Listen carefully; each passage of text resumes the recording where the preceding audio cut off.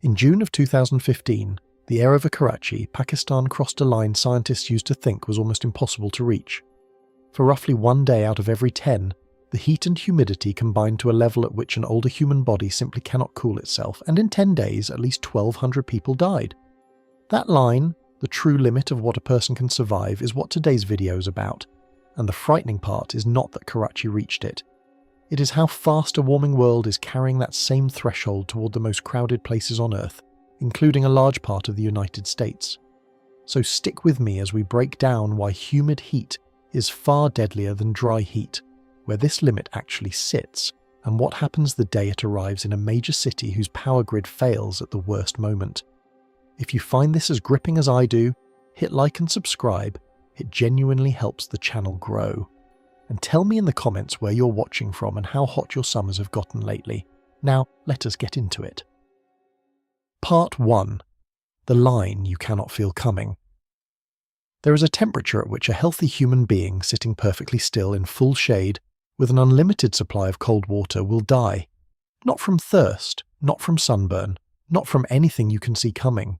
The body will simply lose the ability to do the one thing that has kept our species alive in hot places for hundreds of thousands of years, and from that moment the clock starts running, and there is nothing the person can do to stop it. That sentence sounds like the opening of a disaster film, and I understand if part of you wants to file it away as exaggeration. But it is not exaggeration. It is physiology. It is one of the most quietly settled facts in environmental science, and the reason most people have never heard it stated this plainly is that, until very recently, the conditions required to cross that line almost never happened anywhere on Earth. They were a curiosity, a line on a chart that nobody expected to actually touch. That is changing. And the most unsettling part of the story is not that the line exists. It is where the line turns out to be, and how fast a warming planet is carrying some of the most crowded places on the map toward it. Here is the thing I want you to sit with before we go any further. When you picture a deadly heat wave, you probably picture a desert. Cracked earth, shimmering air, a thermometer reading some absurd number in a place like Phoenix or Death Valley. And it is true that those places get dangerously, lethally hot. But almost every one of the deadliest heat disasters in modern history has been a dry heat event, and not a single one of them came anywhere close to the real physiological ceiling we're going to talk about today. Tens of thousands of people have died in heat waves that, by the standard that actually matters for human survival, were not even the dangerous kind. Let that land for a second, because it reframes everything. The heat that has already killed more people than any other weather disaster in the United States and across much of the world has been, in the language of the people who study this, survivable heat. The worst heat humanity has ever lived through is not the worst heat that is physically possible. There is another category above it, a category that has been rare enough historically that we have only watched it brush a major city a handful of times, and that category is rising. The people who study this for a living do not use careful, hedged language when they describe it. One researcher put it about as bluntly as a scientist ever will. It does not matter how breezy it is. It does not matter how much shade you're under. It does not matter how much water you're drinking. Past a certain point, none of the things you would instinctively do to cool down will work, because the mechanism your body uses to cool itself has stopped functioning. You can do everything right and still overheat from the inside out. These are extreme humid heat events, and the people who model them describe them as one of the scariest byproducts of a warming climate. Not because they are dramatic to look at. A wet bulb disaster does not look like a wildfire or a hurricane. It looks like a hot, sticky, miserable afternoon that simply does not end, and then quietly, in homes and apartments and care facilities, people who could not cool down stop being able to compensate. It is a disaster that hides inside an ordinary summer day. So today, on the Sky Lab, we are going to do something a little different. We are not chasing a storm on a map. We are going to take apart the single most dangerous weather threat humans face, and we are going to follow it all the way down to the number where survival ends. We will talk about why humid heat is so much deadlier than dry heat, even when the thermometer reads lower. We will talk about the experiments scientists ran on real human bodies to find the true limit, and why the answer they got was lower and more frightening than the textbook number everyone had been using for years. We will talk about where on this planet that limit is projected to be crossed, And you may be surprised to learn that a large part of it is not some distant tropical coastline, it is the eastern United States. And then we will talk about the one tool we have to protect ourselves, the machine humming in the window or the wall behind you right now, and why that machine is both our best defense and, in a way almost no one appreciates, part of the very problem it is fighting. Before we get to the line itself, I have to explain how a human body stays alive in the heat in the first place. Because once you understand the engine, you will understand exactly how it fails, and you will never look at a humid summer afternoon the same way again. You are at this moment generating heat. You cannot stop. Every cell in your body is burning fuel, and that process throws off warmth as a byproduct, the same way an engine does. Sitting quietly, you produce roughly the heat of an old incandescent light bulb, around 100 watts. Get up and move, and that number climbs fast. Your core, the deep interior where your organs live, has to stay within a narrow band, right around 37 degrees Celsius, which is 98.6 degrees Fahrenheit. Push that core temperature up by just a few degrees, and you are in serious trouble. Push it up enough, and the proteins that run your body begin to fail, so your body's always doing a kind of accounting, heat coming in, heat going out. On a cool day, this is easy. The air around you is colder than you are, so heat flows out of your skin into the air all on its own, the way it flows from a hot cup of coffee into a cold room. But on a hot day, when the air is warmer than your skin, that free path closes. Heat stops flowing out of you. In fact, if the air is hotter than your body, heat starts flowing the wrong way into you, and that is when your body reaches for its emergency system. The one trick that lets a human survive in a place hotter than the human body itself. You sweat. Part 2. The engine that keeps us alive.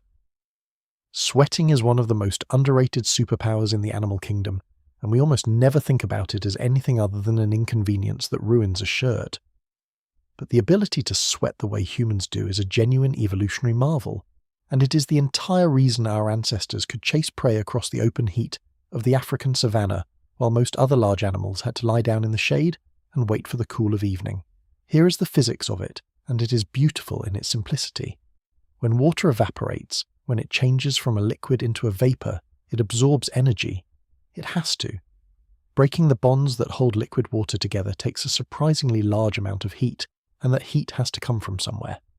When sweat evaporates off your skin, the energy required to lift those water molecules into the air is pulled directly out of your body. The sweat carries your heat away with it as it leaves. Your skin cools, the blood flowing just beneath it cools, and that cooled blood circulates back into your core and carries the chill inward. You have, in effect, turned your own skin into a radiator. This is why a breeze feels so good when you're hot and damp. Moving air sweeps away the humid layer right at your skin and lets fresh, drier air come in to accept more moisture, so the evaporation speeds up. It is why stepping out of a swimming pool on a windy day can make you shiver even when the air is warm.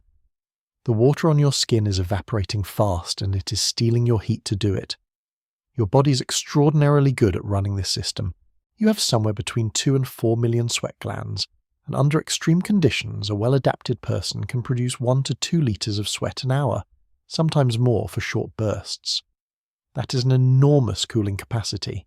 It is the reason a human can survive an afternoon in a desert that would kill many other mammals. As long as you have water to replace what you're losing, and as long as the air can keep accepting the moisture you're pushing into it, you can shed almost any amount of heat the environment throws at you. And there, hidden in that last sentence, is the catch.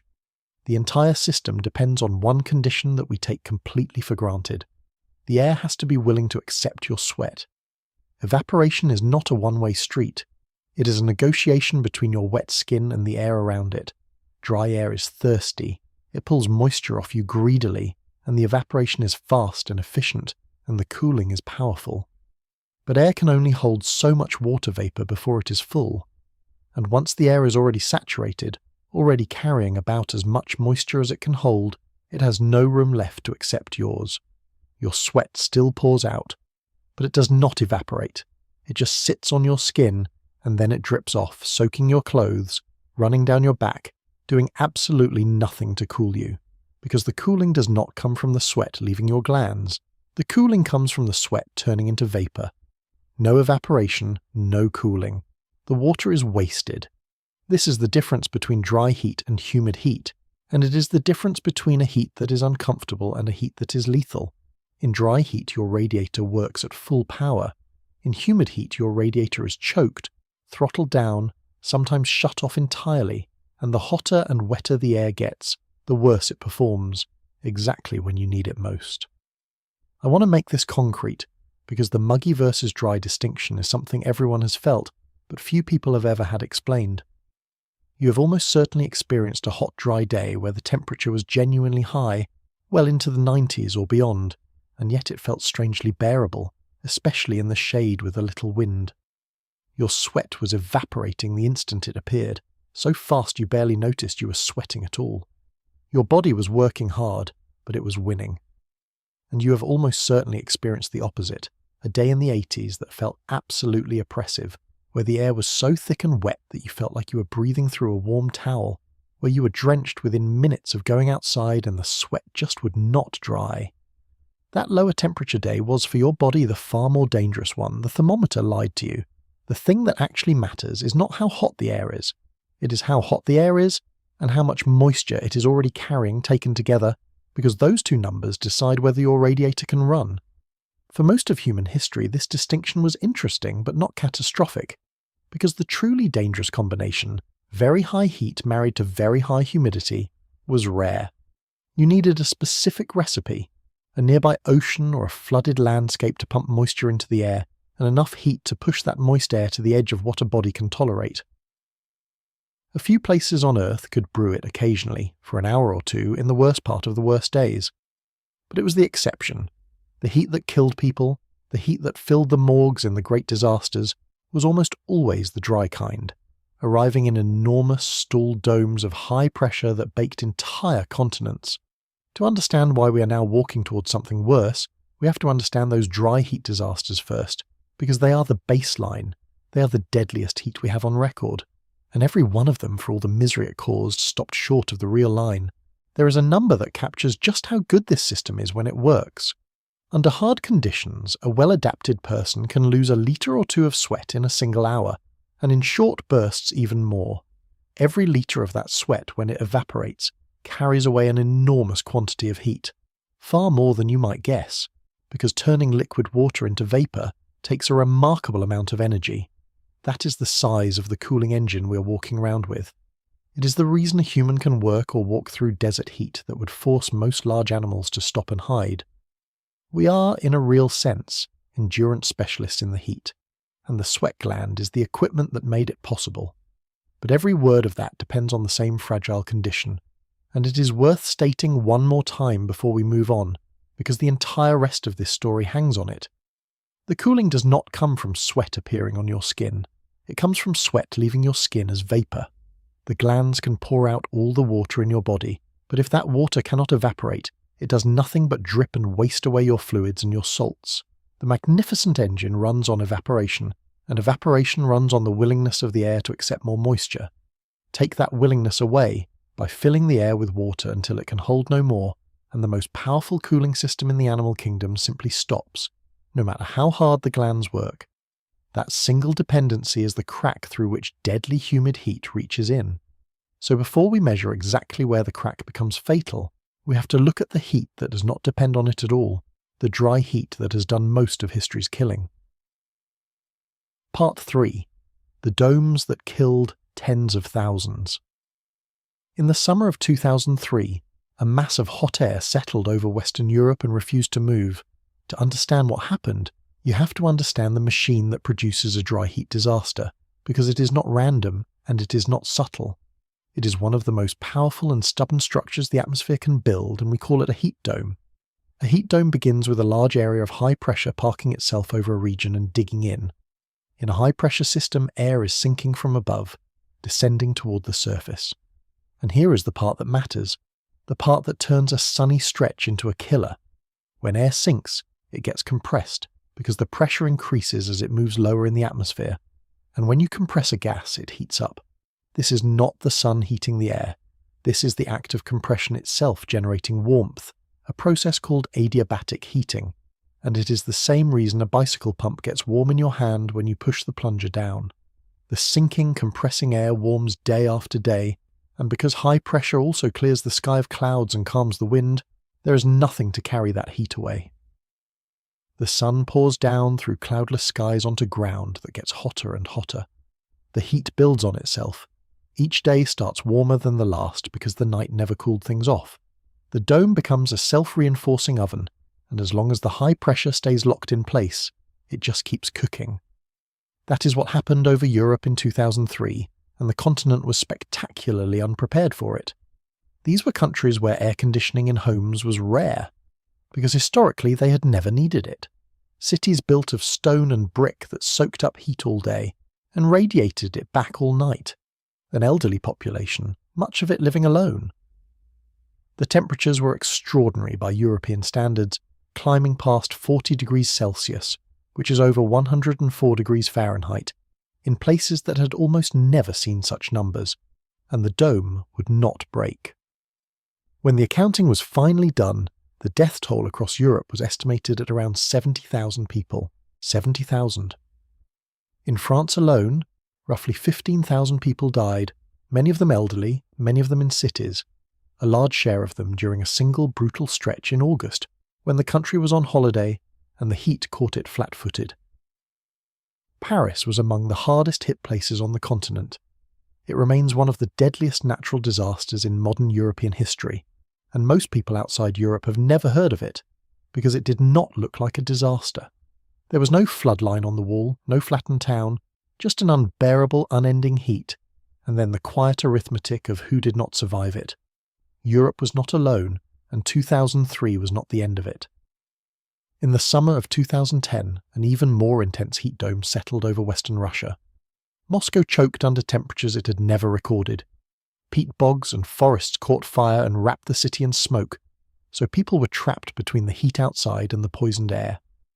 The estimated death toll from that event reached around 55,000 people, and the heat destroyed roughly a quarter of the country's grain harvest, sending shocks through global food prices. Again, a dry heat dome. Again, tens of thousands gone. And then, much closer to home, the event that should have shaken every assumption Americans hold about where deadly heat can happen.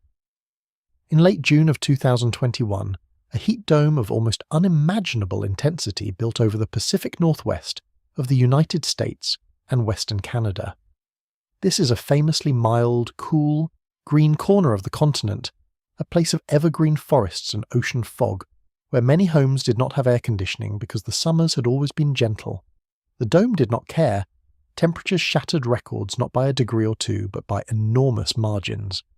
In the small town of Lytton in British Columbia, the temperature reached 49.6 degrees Celsius.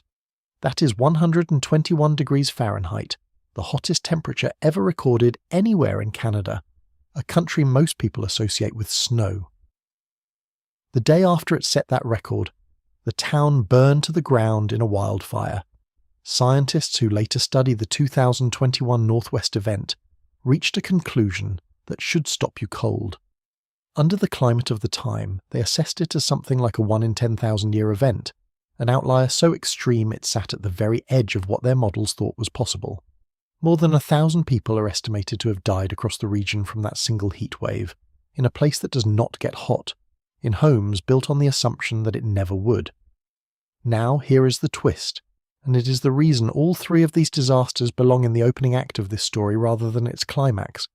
As deadly as they were, as far beyond the historical norm as they pushed, not one of them, not Europe in 2003, not Russia in 2010, not the Pacific Northwest in 2021, came close to the true physiological limit we are building toward. They were all, fundamentally, dry heat events. The air was savagely hot, but it was not saturated. People's radiators were straining, overwhelmed, especially the old and the sick and those without cooling. But the cooling system had not been switched off at the level of physics. There was still, for a healthy body with water and rest, a path to shed heat. So if dry heat at 121 degrees, heat that killed thousands, is still on the survivable side of the line, then what on earth does the other side look like? What kind of heat is so dangerous that scientists call it the scariest thing on the board, the heat that no amount of shade or water or wind can save you from? To answer that, We have to go back to that wet shirt clinging to your back on a muggy day, and to a clever little instrument with a wet sock on the end of it that tells us exactly how close a given day is to the edge of human survival. It is worth pausing on why the heat dome is such an efficient killing machine, because the mechanism explains why these events keep catching even wealthy, modern places off guard. The danger is not really the single hottest hour, it is the accumulation. On a normal hot day, the night brings relief, temperatures fall, and a body that struggled through the afternoon gets a chance to unload its heat and reset before morning. A heat dome takes that relief away. The same trapped, sinking air that bakes the afternoon also holds the warmth through the night, so the overnight low never falls far enough to matter. The body never resets. It starts each new day already behind, already carrying a heat debt it could not pay off, and over the course of a week that debt compounds until the most vulnerable can no longer keep up. That is why heatwave deaths so often cluster on the 3rd, 4th and 5th days, not the first. It is a slow siege, not a single blow, and there is a second reason these domes are growing more dangerous, which connects directly to the line we are chasing. A heat dome built on top of a planet that is already warmer starts from a higher baseline, so every dome reaches a little further into record territory than the same weather pattern would have a few decades ago. We're not changing the machine that makes heat domes. We're changing the temperature of the air it has to work with, raising the floor under every one of them. So the dry heat disasters of the past, terrible as they were, are the mild edition. They tell us how lethal heat can be even when it never reaches the wet bulb line. The question that should haunt us is what happens when a dome like that settles over a place wet enough to push the air past that line entirely. For that, we need the one measurement that captures both halves of the danger at once. Part 4. The sock, the sweat, and the number 35. To measure how close a day is to the edge of human survival, scientists use a number with a strange and very physical name. They call it the wet bulb temperature. And the reason it is called that is because the simplest way to measure it is with an ordinary thermometer that has a little wet sock pulled over the bottom. Picture it. You take a normal thermometer, the kind that measures the actual air temperature, what scientists call the dry bulb temperature. Then you take a small piece of cloth, a wick, or a little sock, and you wrap it around the bulb at the bottom, and you keep that cloth constantly wet with water. Now you expose it to the moving air. What happens next is the entire secret of this episode, played out on a piece of glass. Water evaporates off the wet sock, and just like sweat evaporating off your skin, that evaporation pulls heat away. So the wet bulb thermometer reads cooler than the regular thermometer beside it. The wet sock is being cooled by evaporation, exactly the way your body is cooled by evaporation. And here is the elegant part. How much cooler it reads depends entirely on how dry the air is. In bone-dry air, the water evaporates furiously, the cooling is powerful, and the wet bulb thermometer reads far below the air temperature. But in humid air, the air is already nearly full of moisture. Evaporation off the sock is slow and weak, and the wet bulb reading creeps up much closer to the actual air temperature. And in air that is completely saturated, where no more evaporation can happen at all, the wet bulb temperature and the air temperature become the same number. Do you see why this is the measurement that matters for survival? The wet sock is a stand-in for you. It is a model of your sweating skin. The wet bulb temperature is, in a very real sense, a direct readout of how well a human body can cool itself in that exact air. A low wet bulb temperature means your sweat can evaporate freely and you can shed heat. A high wet bulb temperature means your radiator is barely working. And when the wet bulb temperature climbs all the way up to match your own body temperature, it means the air is so hot and so saturated that evaporation can no longer carry heat away from you at all, because there is no longer any temperature gap and no longer any room in the air for your sweat to go. At that point, your body has lost the argument with physics. This is the number scientists watch, not the temperature on the sign outside the bank. The wet bulb temperature, the one that folds heat and humidity together into a single honest figure that tells you whether a human can survive the air. For decades, the textbook answer for where that survival limit sat was a single clean number. 35 degrees Celsius wet bulb. That is 95 degrees Fahrenheit, but as a wet bulb reading, which is a very different and much more dangerous thing than 95 degrees on a normal thermometer. The logic behind 35 was straightforward and on its face sound. Your skin sits at about 35 degrees Celsius when you are sweating hard. If the wet bulb temperature of the air also reaches 35, then there is no gradient left, no way for heat to flow from your skin to the air, and a person could no longer cool themselves even at complete rest, even naked in the shade in front of a fan with all the water in the world. The body would just keep accumulating its own metabolic heat. The core temperature would climb, and within hours, hypothermia would set in and become fatal. This 35-degree figure came out of foundational scientific work, most influentially a study published in 2010 by the researchers Stephen Sherwood and Matthew Huber. They pointed out something that sounds almost reassuring at first. They noted that across the entire planet in the current climate, the wet bulb temperature essentially never exceeds about 31 degrees Celsius, anywhere. Even in the steamiest, most brutal corners of the Persian Gulf and South Asia, the very worst the air ever brews tops out a few degrees below the fatal line. So we have, historically, always lived with a buffer, a margin between the worst humid heat the Earth produces and the level at which a human body fails. Their work was also a warning, because they ran the numbers forward. They found that to start seeing wet bulb temperatures cross that 35-degree threshold, to start producing places where a human genuinely could not survive outdoors, you would need a very large amount of global warming, something on the order of 7 degrees Celsius above what we had then. And if warming reached even further, toward 11 or 12 degrees, those unlivable zones would spread to cover land where a huge fraction of humanity lives today. Those are extreme numbers, far beyond what we expect this century, and for a while that made the whole scenario feel safely distant. The fatal line was 35. The world maxed out around 31, and closing that gap seemed to require an almost cartoonishly hot future. But there was a problem buried inside that comfortable picture. The 35-degree limit was a theoretical ceiling. It was derived from physics and reasonable assumptions about the human body, but it had never actually been tested on real, living, breathing people in a controlled way. Nobody had put human beings into precisely measured heat and humidity, and watched directly for the moment their bodies lost the ability to cope. The number 35 was a calculation, not an observation, and when scientists finally did run that experiment, when they finally measured the limit in actual human bodies instead of on paper, the answer they got was not 35. It was lower, meaningfully, frighteningly lower. And lowering that one number quietly made every map of future danger we had drawn far worse than we thought. Part 5. When they tested it on real people. You obviously cannot run the most direct version of this experiment. You cannot put a person in a chamber and simply keep raising the heat and the humidity until they die and watch where it happens. That is monstrous, and no ethics board on Earth would allow it. As one of the scientists involved put it, you cannot put someone in a heat chamber and truly cook them. That would be unethical, and it would also be murder. But there is a clever way around the problem, and a team at Pennsylvania State University, in a project often referred to as PSU Heat, figured it out. You do not need to take someone all the way to death. You only need to find the precise moment their body crosses from coping to not coping.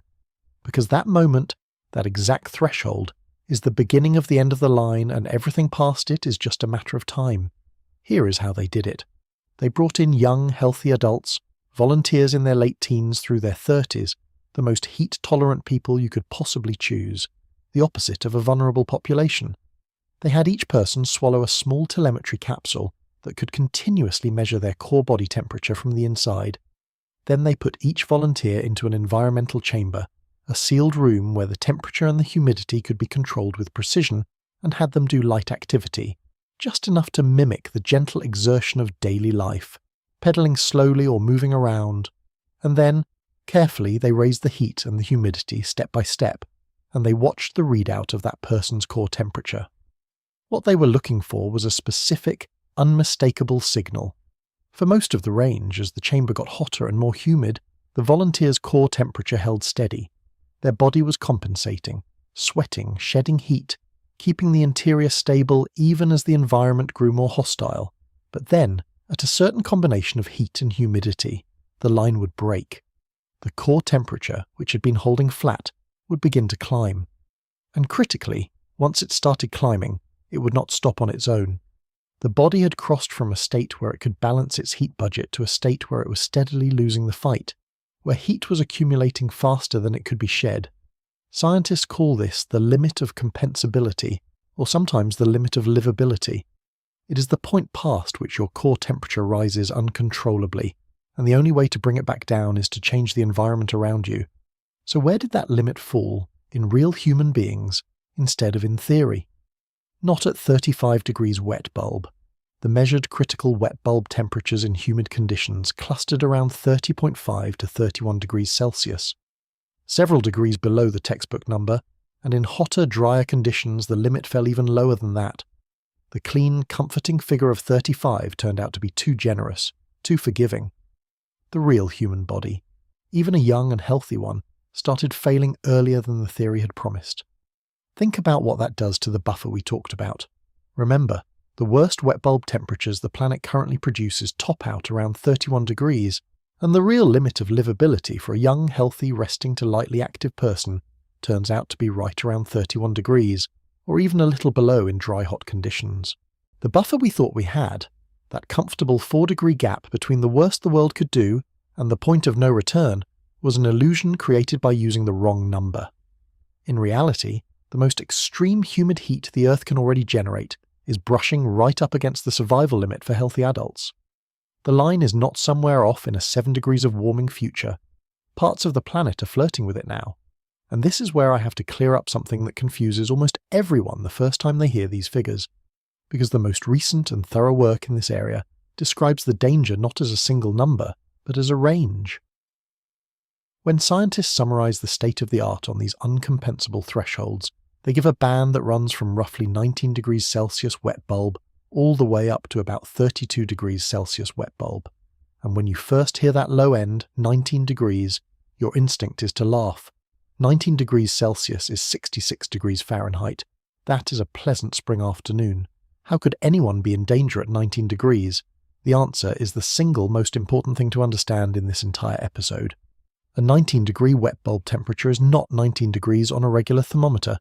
They are completely different things. Because the wet bulb number already has the humidity baked into it, a 19-degree wet bulb reading corresponds to a genuinely brutal real-world day. In low humidity, a 19-degree wet bulb is roughly equivalent to 46 degrees Celsius on a normal thermometer, which is about 115 degrees Fahrenheit.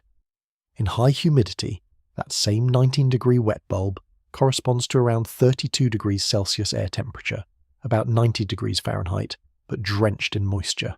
So 19 degrees wet bulb is not a spring day. It is either blistering dry heat or thick, soupy 90-degree humidity. And it can still be deadly. But for whom?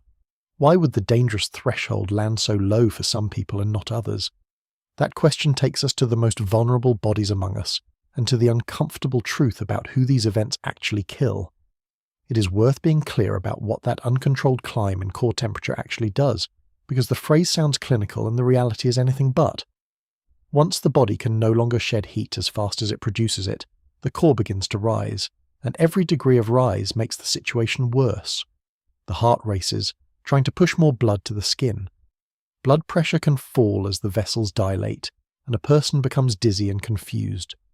As the core climbs past about 40 degrees Celsius, which is 104 degrees Fahrenheit, the brain itself begins to malfunction, and the person may become disoriented, stop making sense, or lose consciousness. The proteins and cell membranes that run the body start to come apart at high temperatures, organs begin to fail, and without rapid cooling the cascade becomes fatal. This is heat stroke, and it is a medical emergency in which minutes matter. The cruelest detail is that confusion is one of the early symptoms, so the very faculty a person would need to recognize their danger and act on it is one of the first things the heat takes away. The researchers who set out to find this limit in real bodies understood that they could only approach it carefully, watching for the earliest sign, the first upward drift of the core temperature, and stopping there. They could measure the doorway without walking anyone through it, and what they found at that doorway reset everything we thought we knew about how much heat a human can take. So with the true limit in hand, and an understanding of who reaches it first and what it does to them, the scientists did the obvious next thing. They asked where on the warming map that doorway starts opening, and for how many people. Part 6. Who crosses the line first? The reason that dangerous wet bulb thresholds span such a wide range, from 19 all the way to 32 degrees, is that it does not depend only on the air. It depends just as much on the body standing in that air. The same humid afternoon that a fit 25-year-old shrugs off can be a death sentence for a frail 85-year-old in the next apartment, and the difference between them is written into the physiology of aging. The PSU experiments I described used young, healthy adults precisely because they represent the best case, the most heat-resilient version of a human being. Their 31-degree limit is the ceiling for the strongest among us. But most of the people who die in heat waves are not young and healthy. They are old, and an older body is in a dozen quiet ways worse at every single step of the cooling process. Older adults have a blunted thermoregulatory response. Their bodies are slower to recognize that they are overheating and slower to react. They sweat less, and the sweat they do produce starts later and flows at a lower rate, which means their radiator has less capacity from the very beginning. Their cardiovascular systems are less able to handle the enormous demand that cooling places on the heart, because pumping all that warm blood out to the skin to be cooled is hard work, and a strained or aging heart can fail under the load. And older people are far more likely to be living with the kinds of chronic conditions that heat preys upon: cardiovascular disease, respiratory disease, diabetes, kidney problems, each of which makes a hot day more dangerous, and many of which are managed with medications that themselves interfere with the body's ability to regulate temperature or stay hydrated.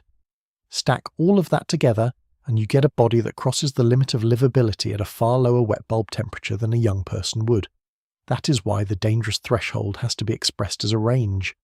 For a robust young adult, the line might sit up near the top, around 31 or 32 degrees wet bulb.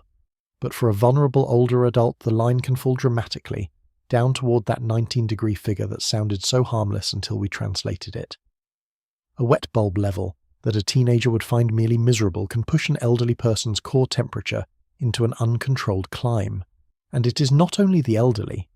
Infants and very young children regulate temperature poorly, with a high surface area to body ratio and an inability to remove their own clothing or get themselves a glass of water.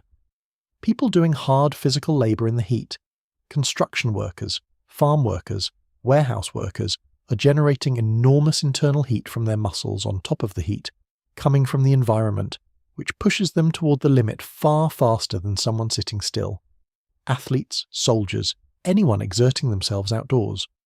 Activity level matters enormously, because remember, every watt of heat your muscles produce is one more watt your radiator has to shed. The threshold is not one line. It is a whole family of lines, one for every combination of age and health and exertion, and the more vulnerable you are, the lower your personal line sits. This is the cruel and quiet character of heat as a killer. It does not strike at random. It seeks out the old, the sick, the poor, the people working outside because they have no choice, the people who cannot afford to cool their homes. It kills indoors, often alone, often discovered days later. There is no dramatic moment, no footage of destruction for the evening news, and because of that, heat is consistently and badly underestimated, both by the public and, in a way that genuinely matters, in the official record. When an elderly person with heart disease dies during a heat wave, the death certificate often lists the heart, not the heat, that pushed the heart past its limit, which means the true toll of heat is almost certainly far higher than the official numbers say. Across the United States, even by the conservative official counts, heat is the deadliest weather hazard there is. It kills more Americans in a typical year than floods, than tornadoes, than hurricanes, than lightning. It is the number one weather killer, and it does its work so quietly that most people would never guess it. So now we have the limit. We know it is real. We know it was measured in living bodies. We know it is lower than the textbook ever said. And we know it falls lowest on exactly the people least able to protect themselves. The obvious urgent question is the one this whole episode has been building toward. We know the line exists. We know roughly where it is. So where on this planet and when are we actually going to cross it? And the answer, when scientists mapped it out, did not point only at distant tropical coastlines on the other side of the world. A large piece of it pointed directly back at the United States. Part 7. Karachi, and the day the line was crossed. In June of 2015, the city of Karachi, Pakistan, gave the world its clearest look yet at what happens when a humid heat event does not just approach the line, but crosses it. And it is the case study that should change how every one of us thinks about this threat. Because unlike Europe in 2003 or the Pacific Northwest in 2021, this was not a dry heat dome. This was the dangerous kind. This was wet bulb heat reaching into a city of millions. Karachi sits on the coast of the Arabian Sea, and that is the first ingredient, a warm ocean right next door pumping moisture into the air. In June of 2015, temperatures in the region climbed to around 45 degrees Celsius, which is about 113 degrees Fahrenheit, and they did it with that thick coastal humidity layered on top. On its own, 45 degrees of dry desert heat is survivable for a healthy person with water and shade. 45 degrees of humid coastal heat is a different animal entirely, because the moisture in the air was strangling the evaporation that people's bodies needed to survive. And then the situation did what these situations so often do. It cascaded. The demand for electricity spiked as everyone who had a fan or an air conditioner tried to run it, and the power grid, already strained, began to fail. Rolling blackouts swept the city. And when the power went out, so did the water pumps that many people depended on, so now you had extreme humid heat, no electricity to run any kind of cooling, and a shortage of drinking water all at once, all compounding one another. To make it worse, the heatwave fell during the holy month of Ramadan, when many residents were fasting, going without food and water during daylight hours, stripping away the one defense, hydration, that might have bought some of them time. The result was a catastrophe that unfolded over about 10 days. At least 1,200 people died, and some estimates of the broader toll across the region run considerably higher. Most died of heat stroke and dehydration. The hospitals were overwhelmed. The morgues filled past capacity and had to turn bodies away. Charitable organisations that normally handled funerals could not keep pace. It was, by any measure, a humanitarian disaster, and it happened not because of some freak once-in-10,000-year fluke, but because a hot, humid coastal megacity lost its power at the wrong moment. Now here is the piece that connects Karachi directly to everything we have built so far, and it is the number that should make you sit up. When scientists went back and analysed the actual heat and humidity during that 2015 Karachi event, and compared it against the measured limits of human livability, they found that the heatwave crossed the uncompensable wet bulb threshold for older adults for something like 8 to 10% of its duration. Read that carefully. For roughly 1/10 of that event, the air in Karachi was, by the physiological standard, genuinely unsurvivable for an older person, regardless of shade, water, or rest. The line we have been talking about this whole episode, the one that sounded theoretical, the one that supposedly required a science fiction future to reach, was crossed in a real city, for real people, in 2015, and it was crossed for the most vulnerable, for that small but significant slice of time. But hold on to this, because it is where the warming part of the story turns the screw. Karachi 2015 happened in today's climate, more or less. The terrifying question is not what that event was, it is what that same event becomes as the planet keeps warming. Scientists ran exactly that projection, and the answer is grim in a very specific escalating way. At 2 degrees Celsius of global warming, a level we will return to in a moment because of how soon it may arrive, an equivalent heat wave would no longer cross the uncompensable threshold only for older adults. It would begin crossing it for younger adults as well. The fit, the healthy, the people with the highest tolerance would start hitting the wall that, in 2015, was reserved for the frail. And if warming reaches 4 degrees Celsius, the high end of what is possible if we let emissions run, then that same Karachi-style event would exceed the uncompensable threshold for older adults for about 90% of its duration. Not 8 to 10%, 90%. An event that today is briefly unsurvivable for the vulnerable becomes, in a 4-degree world, almost entirely unsurvivable for them, start to finish. So Karachi is not a faraway tragedy in a place unlike ours. Karachi is a preview. It is the first clear photograph of the thing coming toward the rest of the world, and the only variables that decide who else gets their own version of it, and how often, are how much we warm the planet and how well we are prepared when the heat arrives. Which brings us to the map. Because scientists have drawn one. They have taken these measured limits of human livability and laid them over a warming world to show where, and roughly when, these conditions start to bite. And if you live in the United States, you need to see where the map points. It is tempting to take a strange comfort in the smallness of that 8 to 10% figure, to think that if the air was only briefly unsurvivable, then most people most of the time were probably all right. But that is the wrong way to read it, and the death toll proves it. You do not need the air to be lethal 100% of the time to fill a city's morgues. You only need it to cross the line for a few hours, repeatedly, into a population that is old or sick, or cut off from cooling, or already worn down by days of heat that never let up at night. A few percent of a 10-day siege is still many hours of genuinely unsurvivable air, arriving again and again on bodies that had no chance to recover in between. 1,200 people died from a heatwave that, by the strict physiological measure, only crossed the ultimate line for a sliver of its length. That is how little of the unsurvivable it takes when it lands on the vulnerable. Now carry that forward with the warming, and the arithmetic turns genuinely frightening. Karachi happened roughly in today's climate. The same event in a 2-degree world would no longer reserve its lethal hours for the elderly. It would begin crossing the limit for healthy young adults as well, widening the pool of people at direct physiological risk from the frail few to the general population. And in a 4-degree world, that same heat wave would sit beyond the older adult survival line for something like 90% of its duration, transforming a disaster that was briefly lethal for some into one that is almost continuously lethal for many. The event does not have to get rarer or more exotic. The very same weather dropped onto a hotter planet simply spends more and more of its time on the wrong side of the line. Karachi is not an anomaly to be filed away. It is the first frame of a film we're still shooting. Part 8. The Map of 2 Degrees. When researchers take the real measured limits of human livability and project them onto a warming planet, they produce something that looks, at first, like an ordinary climate map. Continents, coastlines, shaded regions. But what those shaded regions actually represent is unlike anything on a normal weather map. They are the places where, at a given level of global warming, the air is expected to cross the threshold of what a human body can survive. They are maps of where the line gets crossed. Start with 2 degrees Celsius of warming above pre-industrial levels. I want to be precise about what that number means, because it is the hinge of this entire story. 2 degrees is not a distant end-of-century abstraction. The planet has already warmed well over 1 degree. 2 degrees, on our current trajectory, could arrive in as little as 2 decades.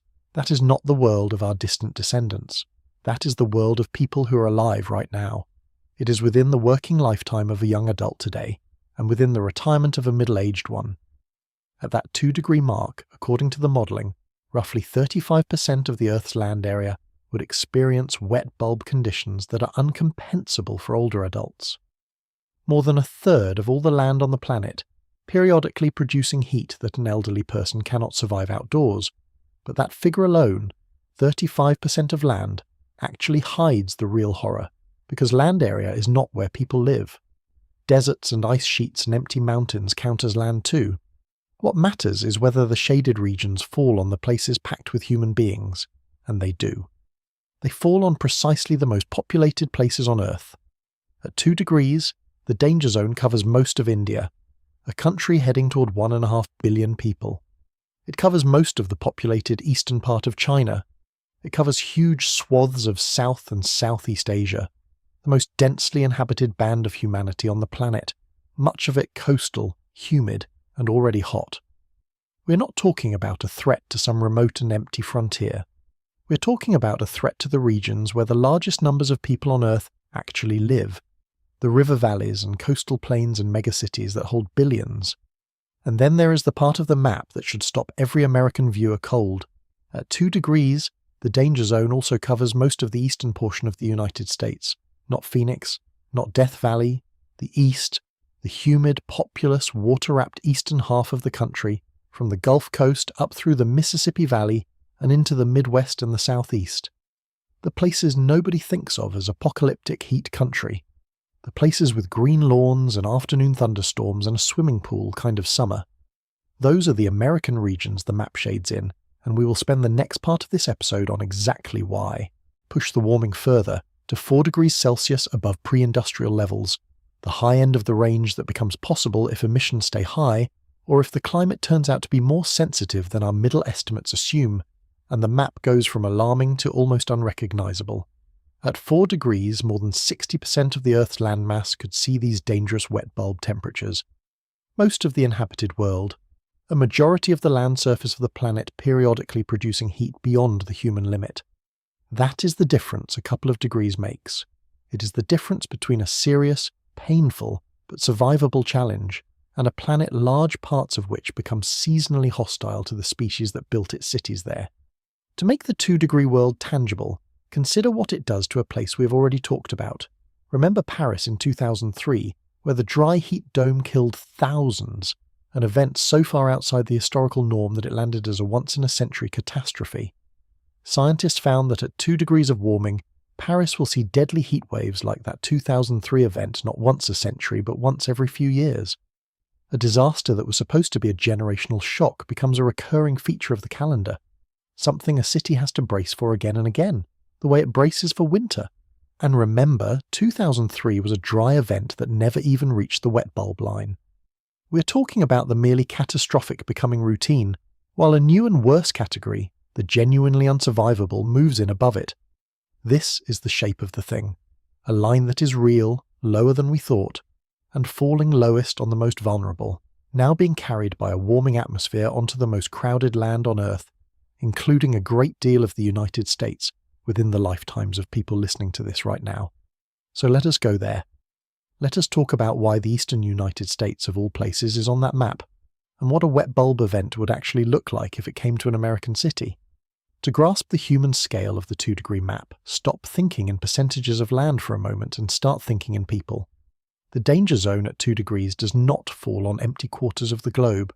It falls on the river valleys and coastal plains where humanity concentrated itself precisely because they were once fertile and habitable.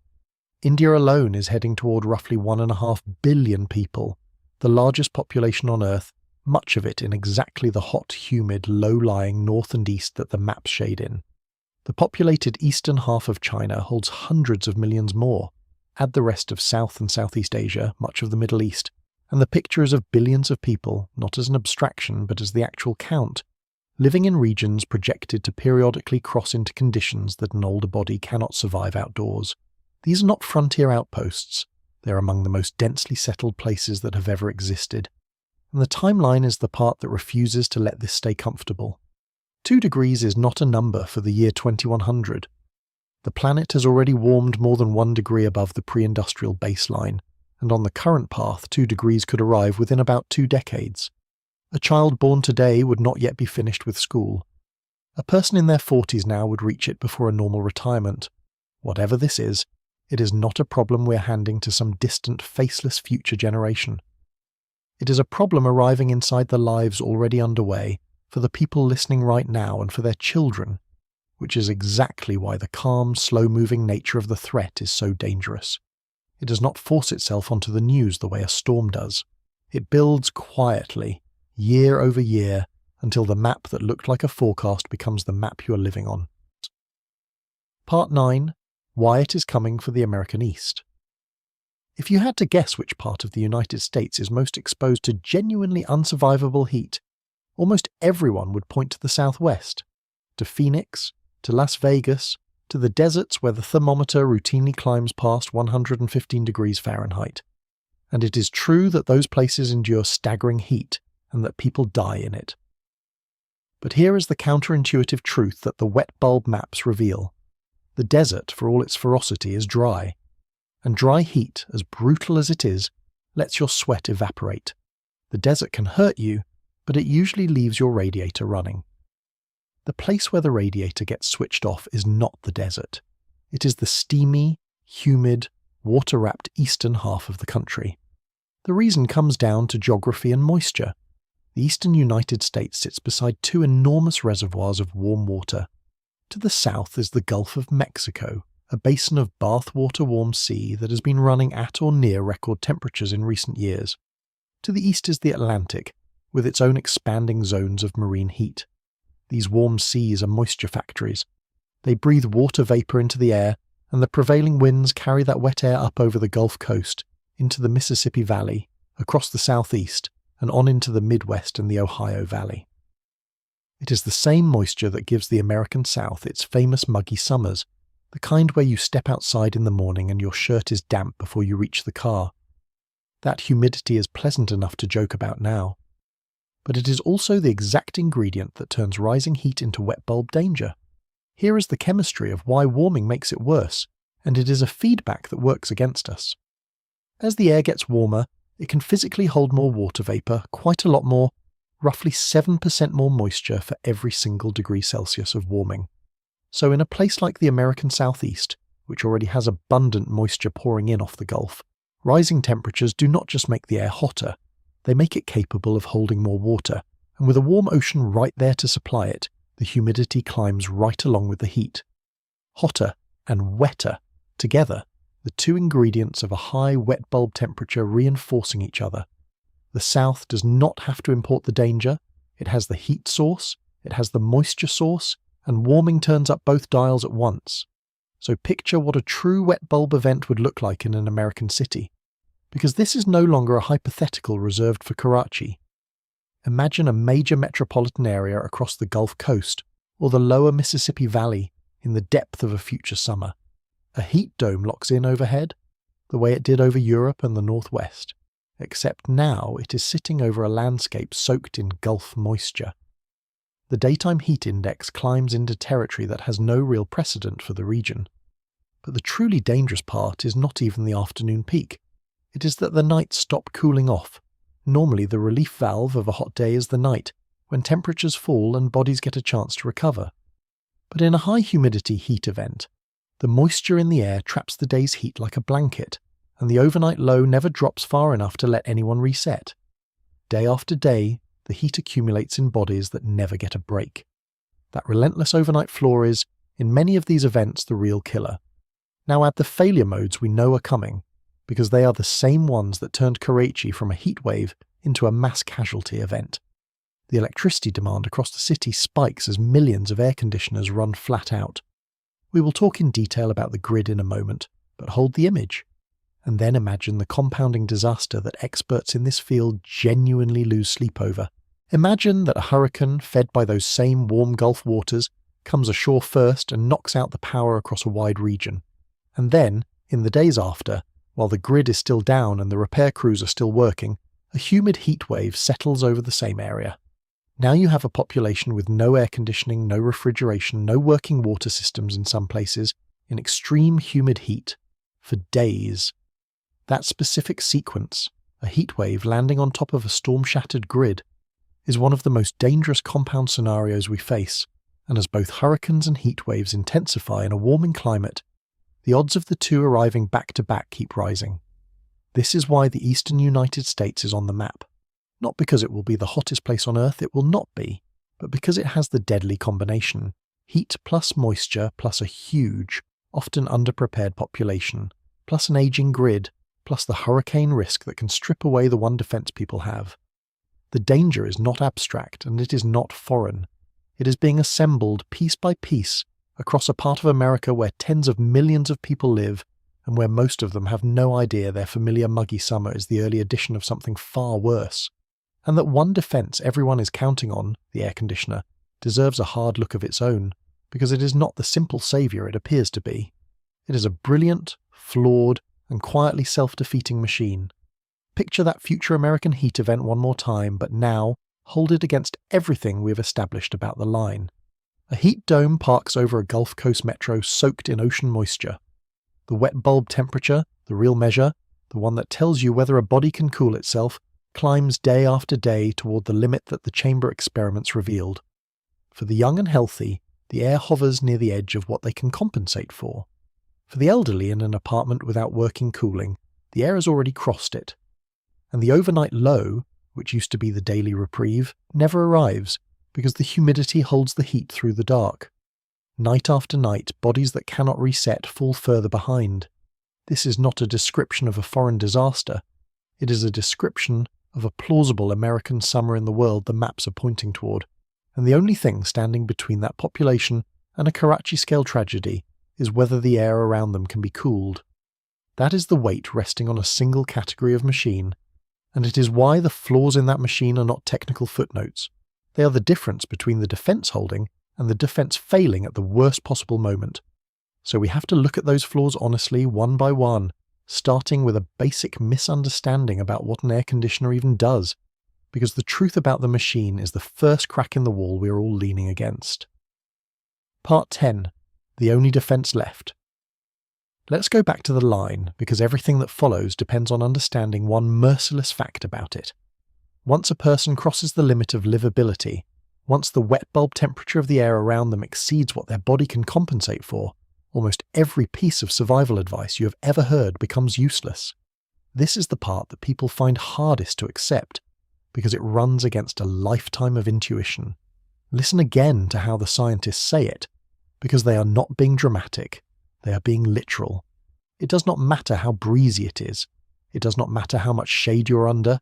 It does not matter how much water you are drinking. Past the threshold, none of it works. And the reason is exactly the physics we have already built. A breeze only helps if your sweat can evaporate, but past the line the air is too saturated for evaporation, so the breeze just moves hot, wet air over your skin and brings no relief at all. Shade only helps with the radiant heat of direct sun, but the danger past the line is not the sun, it is the temperature and moisture of the air itself, which is the same in the shade as in the open. And water, the thing everyone reaches for, only helps you keep sweating, but sweating only cools you if it evaporates, and past the line it cannot. You can drink all the water in the world and pour it over your head, and your core temperature will still climb, because the bottleneck is not your supply of sweat, it is the air's refusal to take it.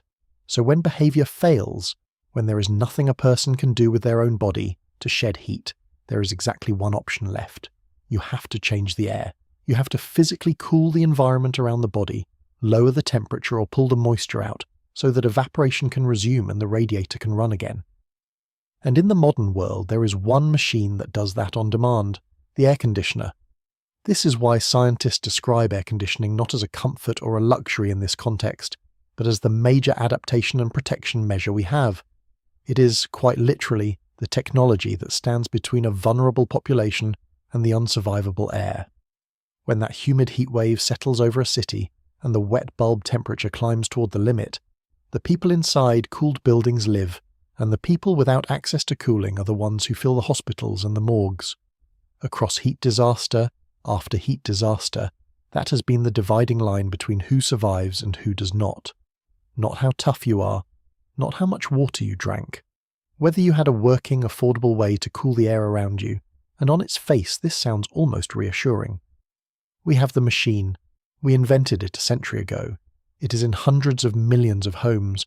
Surely then the problem is solved, or at least solvable, by simply building more of them and running them when the heat comes. If air conditioning is the answer, we already have the answer.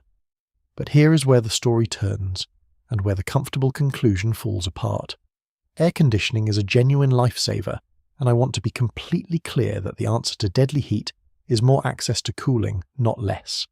And yet, the machine we are counting on carries a set of flaws so deep that, left unaddressed, they could turn our single best defense into an accelerant of the very crisis it is fighting.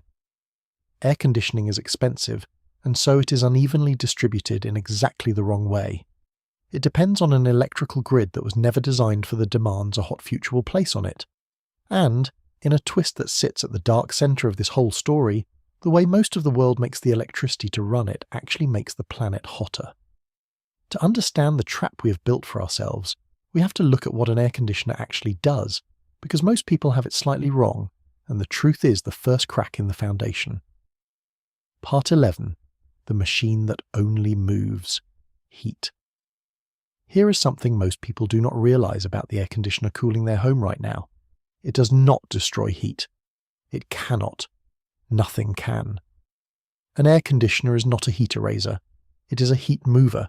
And once you understand that, you understand the first of its deep problems, and you start to see how a city full of these machines can dig itself into a hole. The way an air conditioner works is that it pulls heat out of the air inside your home and pumps that heat to the air outside. That is the whole trick. Inside, a cold coil absorbs warmth from your indoor air and the room cools down. But that warmth does not vanish. It is carried by a circulating refrigerant out to the unit on the roof or beside the house, where it is dumped into the outdoor air, which is why the air blowing off the back of an air conditioner is hot. You're not getting rid of the heat in your home. You're relocating it from inside to outside and adding the energy the machine itself consumes on top. For one house, that does not matter much, but now multiply it by a whole city. On a brutal afternoon, hundreds of thousands, even millions, of air conditioners across a metropolitan area are all running at once, and every single one of them is taking heat out of a building and throwing it into the outdoor air of the city. All that relocated heat, plus all the waste heat from the machines themselves, pours into the streets and the spaces between the buildings. The result is that the act of cooling our indoor spaces measurably warms the outdoor environment of the city. And that brings us to a phenomenon that already makes cities dangerous in heat waves, the urban heat island effect. A city is, by its construction, a heat trap. Dark asphalt and rooftops soak up sunlight all day and radiate it back long into the night. Concrete and brick store warmth the way the stone buildings of Paris did in 2003. There is little vegetation to provide the cooling that comes from plants releasing water vapour, and the dense canyons of buildings block the wind and hold the heat in.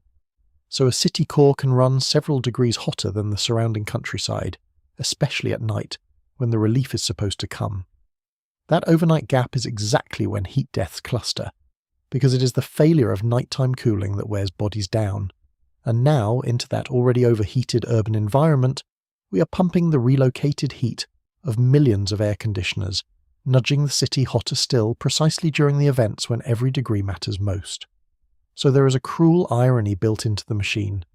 The more people in a city run their air conditioners to survive the heat, the more heat gets dumped into the shared outdoor air of that city, which raises the temperature for everyone outside, which includes the people who cannot get indoors, the people waiting at the bus stop, the people working the construction site, the people who do not have air conditioning at all. The cooling of the fortunate adds, in a small but real way, to the heat burden of the exposed.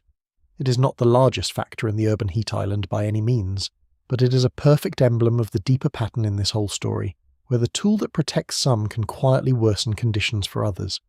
And that points us straight at the second great flaw, the one about who gets to be cool in the first place.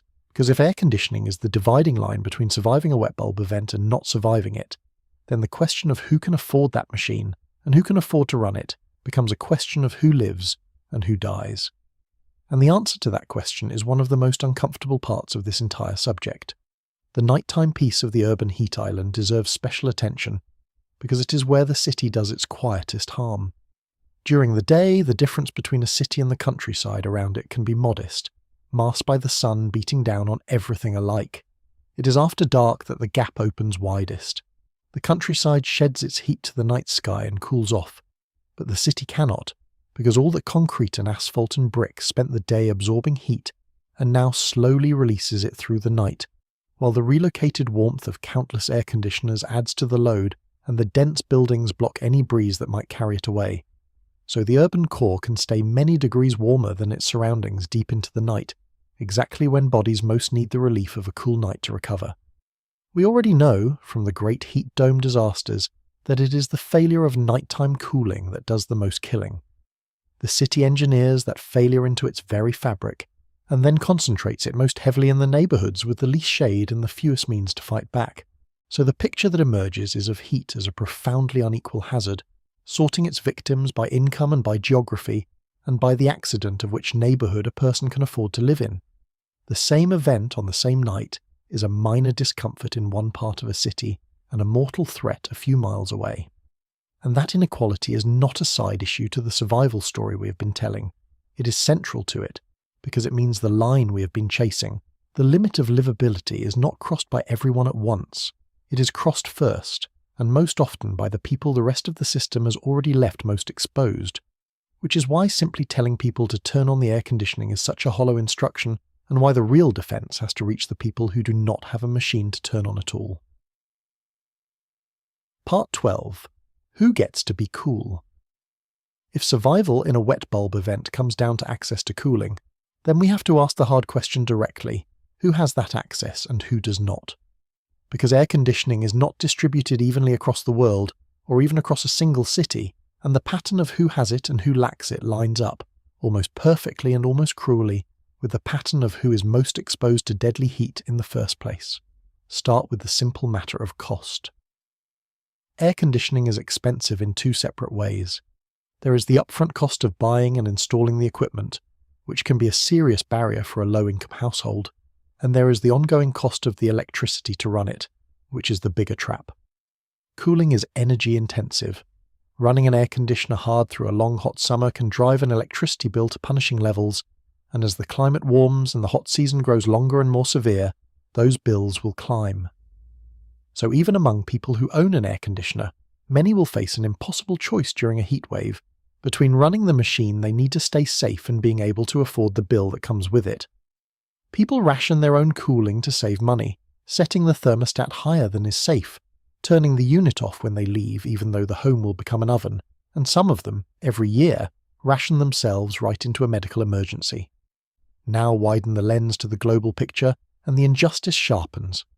Many of the places on Earth most exposed to extreme humid heat, the parts of South Asia, of the Middle East, of the developing tropical world that sit squarely in the danger zone on those 2-degree maps, are also places where large fractions of the population have little or no access to air conditioning at all. The people living closest to the line are very often the people with the least ability to buy their way to safety. It is a brutal alignment. The heat is arriving first and worst in many of the places least equipped to defend against it, and the defence itself is priced out of reach for exactly the populations who need it most. And it holds even within wealthy countries, even within American cities. Study after study has found that the hottest neighbourhoods in a given city, the ones with the most pavement and the fewest trees and the worst urban heat island effect, tend to be lower income neighbourhoods, often communities that were shaped by decades of disinvestment.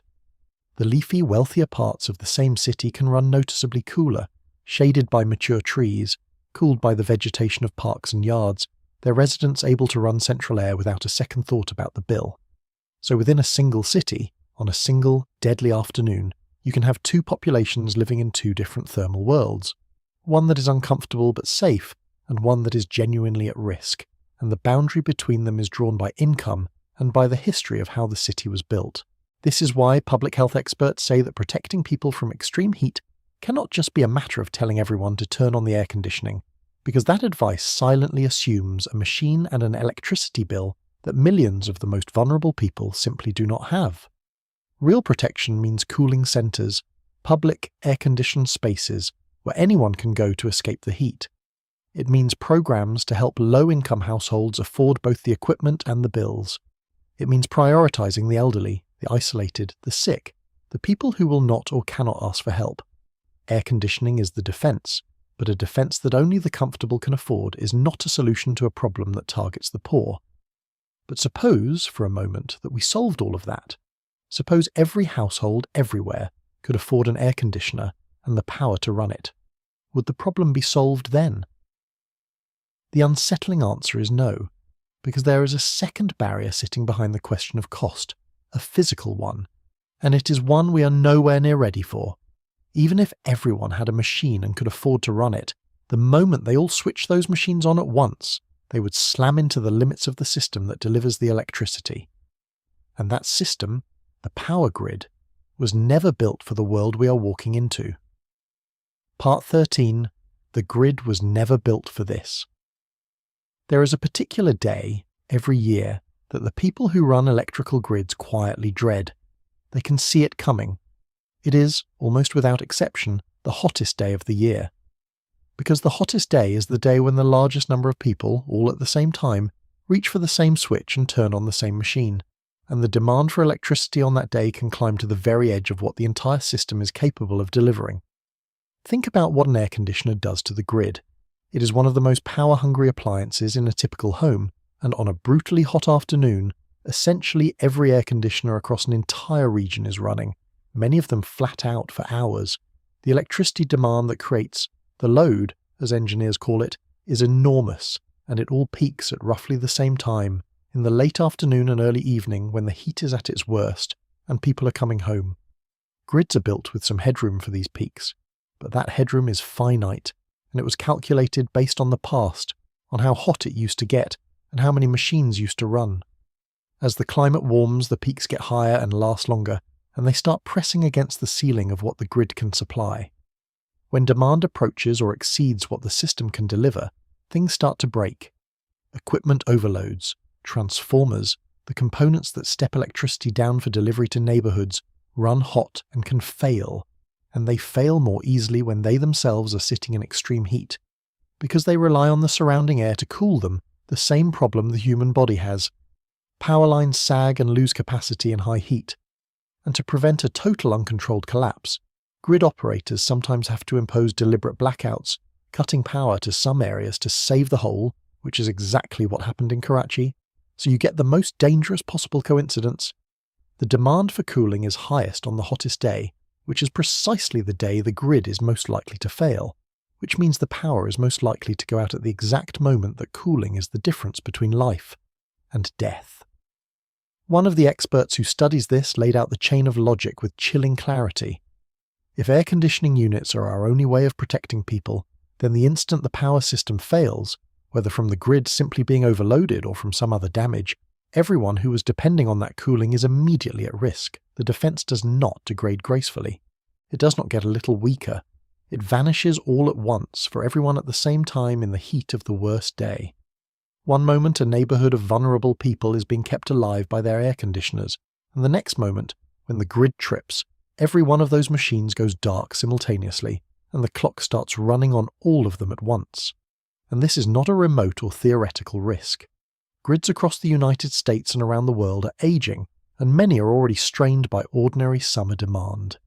Add to that the surge of new electricity demand from other directions, from the electrification of cars and heating, from the explosive growth of power-hungry data centers, all competing for the same supply, and the margin between what we need and what the grid can deliver gets thinner every year.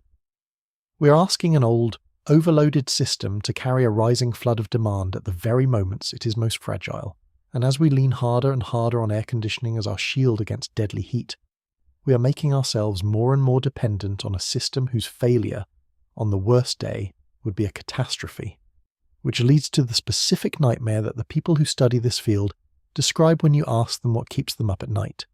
It is not a heat wave alone. It is a heat wave that arrives right after something has already broken the grid.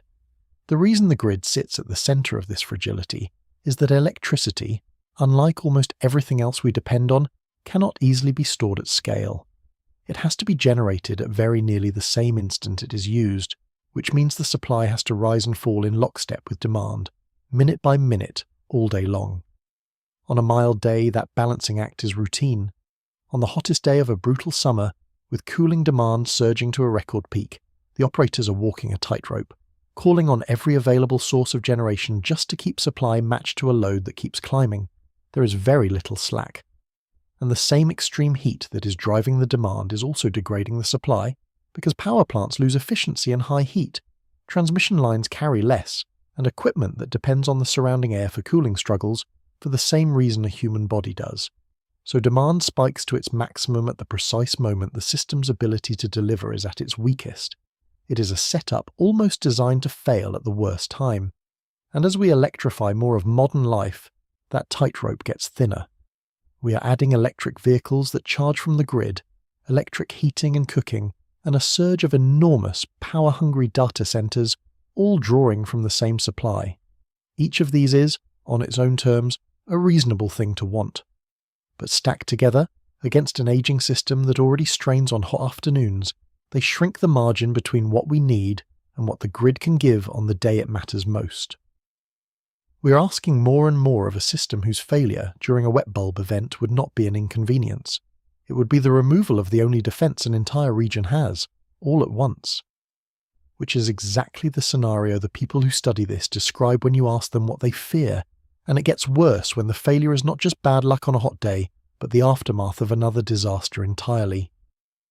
Part 14. When the lights go out at the worst moment.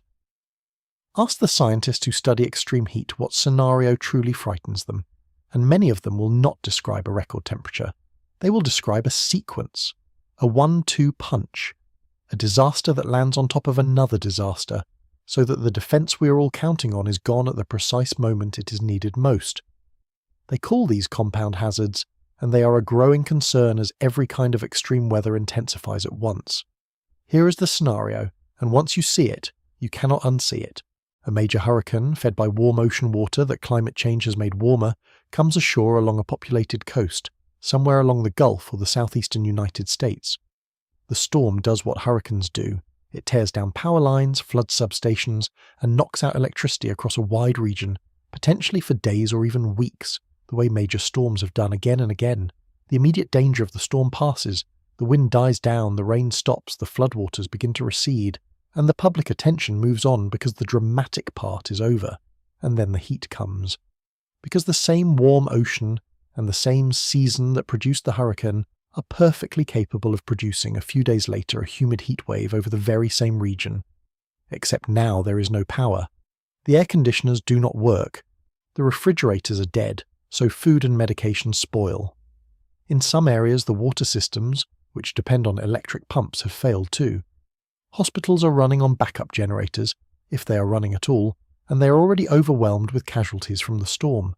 And into this, the wet bulb temperature begins to climb, into a population that has been stripped of every modern defense against heat, all at once, across an entire region, for days on end. There is nowhere to go and no way to cool down, because the entire system that was supposed to protect everyone went down with the storm. That is the failure mode the experts fear, and the reason they fear it is that every individual piece of it is becoming more likely. Hurricanes are drawing energy from warming seas. Heat waves are growing more frequent and more intense. And the gap between the two, the window in which a battered region sits without power, is exactly when a heat wave does the most damage.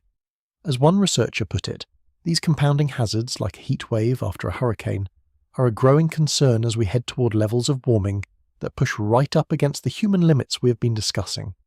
It is not that any single one of these events is unprecedented.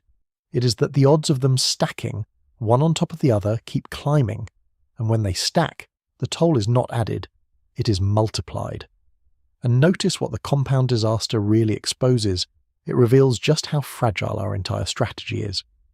We have, in effect, bet human survival in extreme heat on the continuous, uninterrupted operation of a complex electrical machine. As long as the power flows, the strategy works and people live. But the strategy has no fallback. The moment the power stops, whether from a storm, from an overloaded grid, or from any other shock, we are right back to the bare human body against the bare physics of the air, and on the wrong side of the line, the body loses. We have not actually escaped the limit of livability. We have just hidden it behind a wall of machinery, and that wall is only as strong as the grid that powers it. But there is one more flaw in the machine, and it is the deepest and the most troubling of all, because it is not about cost or access or even reliability. It is about the fact that the way we power our defense against heat is, right now, actively making the heat worse. The cure is feeding the disease, and to understand that trap, we have to follow the electricity back to where it comes from. Part 15. The trap we have built. Here is the paradox that sits at the very centre of this entire story, the one that turns a difficult problem into a genuine trap. The air conditioner is our primary defense against deadly heat. But running all those air conditioners takes a tremendous amount of electricity, and most of the world still makes most of its electricity by burning fossil fuels, which releases the greenhouse gases that are warming the planet in the first place. So every time we cool ourselves to escape the heat, on a fossil-fueled grid, we emit more of exactly what is making the world hotter. The defense feeds the threat. We are, in a very real sense, air conditioning ourselves into a warmer world. Let me put some numbers to it, because the scale is larger than most people imagine. Air conditioning and the broader category of space cooling already account for roughly 3% of the world's greenhouse gas emissions. 3% of the entire planet's emissions just to keep indoor spaces cool. That may not sound enormous until you remember that this is a single category of a single appliance, and that it is growing explosively.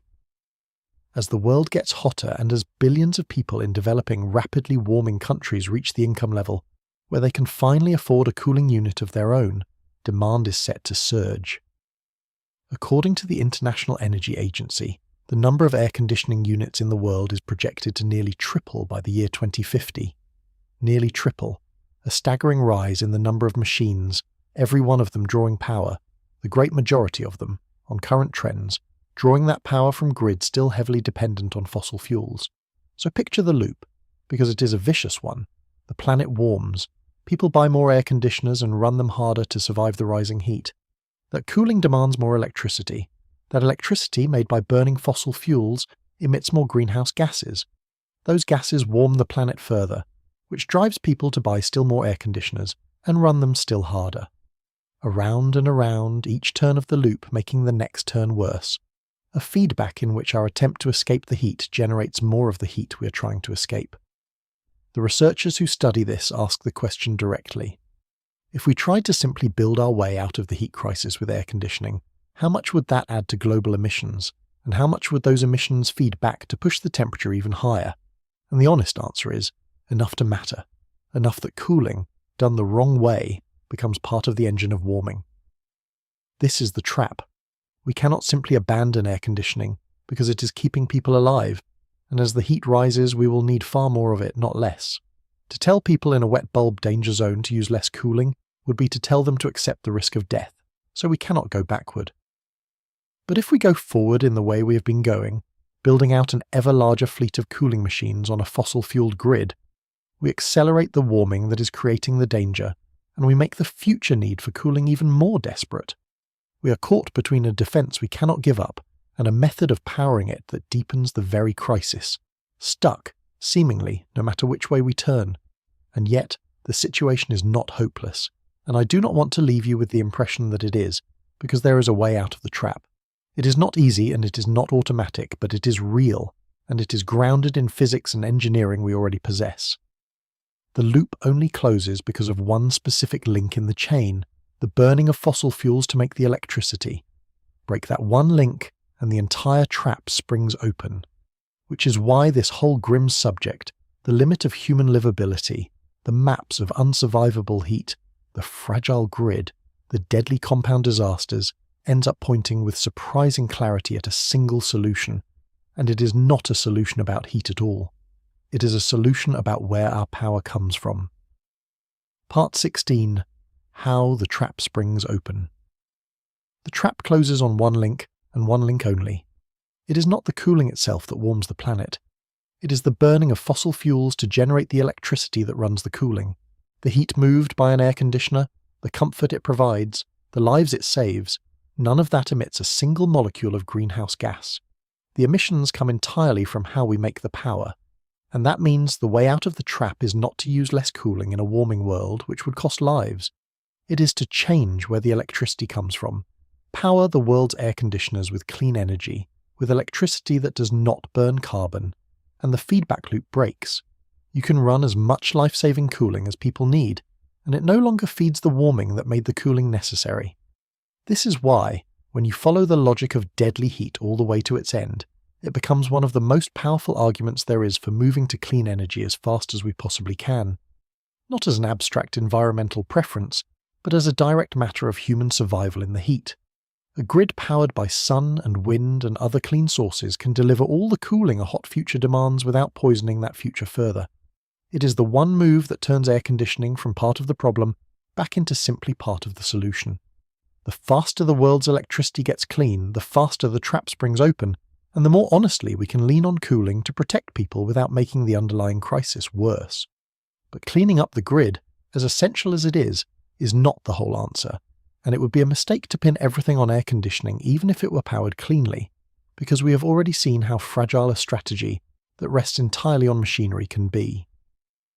The deeper resilience comes from reducing how much we need those machines in the first place, by reshaping the hot environments we have built. And here there is genuinely encouraging news, because a great deal can be done, and much of it is not exotic at all.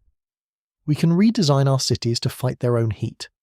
A huge amount of the urban heat island comes from dark surfaces that soak up the sun, so we can change those surfaces.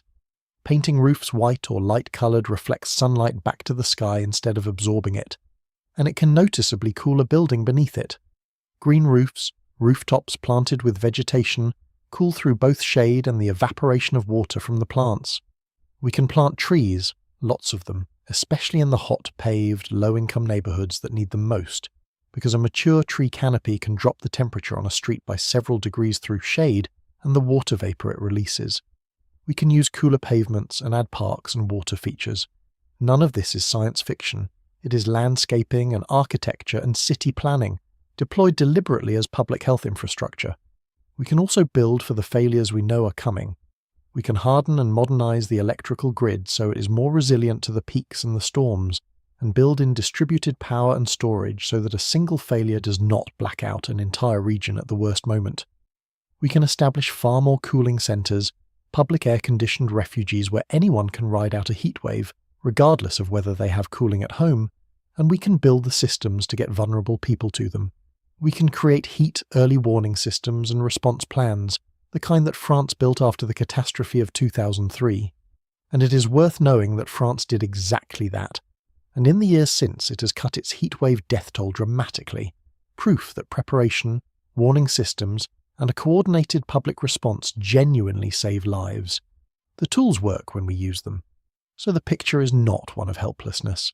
We know what the threats are, we know the physics behind them, and we know a great deal about how to blunt them, through clean energy, smarter cities, hardened grids, and protection aimed squarely at the most vulnerable. The knowledge exists. The technology exists. What remains is the question of how much of it we actually deploy and how fast, because that in the end is what decides which version of the future we get. And the gap between the two versions is enormous. The encouraging part is how much of the toolkit is already proven in the real world, not theorized on a whiteboard. Consider France, the country that suffered roughly 15,000 deaths in the catastrophe of 2003. That disaster was a national wound, and France responded to it. It built a heatwave early warning system, established plans to check on isolated elderly residents, opened cooled public spaces, and coordinated its hospitals and emergency services for the heat the way it would for any other recognised hazard. And in the years since, during later heatwaves that were in some cases just as hot, the French death toll came down dramatically, cut by a large fraction compared to what an unprepared France suffered in 2003. That is not a model or a projection. That is a real country that took a real catastrophe, changed how it prepares, and saved thousands of real lives the next time the heat came. Preparation is not a vague hope, it is a demonstrated life-saving intervention. The same is true of the physical fixes. Cities that have planted trees and lightened their roofs and pavements have measured the cooling that resulted sometimes several degrees on a hot street, which in a heatwave is the difference between dangerous and bearable. Cooling centres have kept people alive through events that would otherwise have killed them. Grid operators that have invested in resilience and storage have ridden out peaks that would have blacked out a more brittle system. None of these measures, on its own, solves the problem, and all of them together do not remove the underlying line we have been talking about, but they by margin. They lower the wet bulb conditions a city actually experiences, they keep the power on, and they get the most vulnerable people to safety. Stacked on top of a clean energy transition that breaks the feedback loop, they are the difference between meeting the heat prepared and meeting it defenceless. The knowledge is in hand. The only open question is the scale and the speed at which we choose to use it. Part 17. 2 degrees or 4. Everything in this story comes down in the end to a fork in the road, and the two paths lead to dramatically different worlds. We have already seen the numbers that define them, but it is worth holding them side by side because the distance between them is the distance between a hard future and a catastrophic one, and which path we take is still, genuinely, undecided. Down one path lies a world of around 2 degrees Celsius of warming. This is the more hopeful path, and I want to be honest that even it is not gentle. A 2-degree world is one where roughly a third of the planet's land area periodically crosses the danger threshold for older adults, where much of India and populated China and the eastern United States fall inside the zone, where a Paris-style killer heatwave arrives every few years instead of once a century. It is a world that demands enormous adaptation, that will test our grids and our cities and our health systems, and that will still, even with our best efforts, cost lives. 2 degrees is not safe, but it is survivable. It is a world we could prepare for, build for, and protect people through if we are serious about it. The danger is real but bounded, and human ingenuity has a fighting chance against it. Down the other path lies a world of 4 degrees, the high end of what becomes possible if emissions keep climbing, or if the climate proves more sensitive than we hope. And a 4-degree world is something else entirely. It is a world where more than 60% of Earth's landmass sees these dangerous wet bulb temperatures, where the unsurvivable becomes a regular feature across most of the inhabited planet, where that Karachi heatwave, which in 2015 was briefly lethal for the elderly, becomes lethal for the elderly almost the entire time and dangerous even for the young and strong. It is a world where large populous regions face stretches of the year during which simply being outdoors, or being indoors without working power, is a death sentence. A world that could drive migration and disruption on a scale that reshapes human society. Because people do not stay in places that periodically try to kill them. 4 degrees is not an adaptation challenge, it is, in parts of the world, a habitability crisis. And here is the thing I most want you to take from all of this. The difference between those two worlds is not decided by physics or by fate. It is decided by us, by how quickly we move our electricity to clean sources, breaking the feedback loop that ties our cooling to our warming, by how seriously we redesign our cities and harden our grids and protect the people most exposed, by the collective choices made over the next couple of decades that determine whether warming levels off near 2 degrees or barrels on toward 4. The science is not telling us that doom is locked in. The science is telling us that we are standing at the fork right now, with the data in hand, and that the road we choose is still open. That is an unusual kind of warning, because it is also an unusual kind of hope. It would be easier, in a strange way, if this were a fixed prophecy, a meteor we could only watch come down. Then there would be nothing to do but brace. But that is not the situation. We are headed into territory humans have never lived through. That much is true, and the limit of livability is real and lower and closer than we ever thought. And it is also true, at the very same time, that we still get to choose how bad it gets.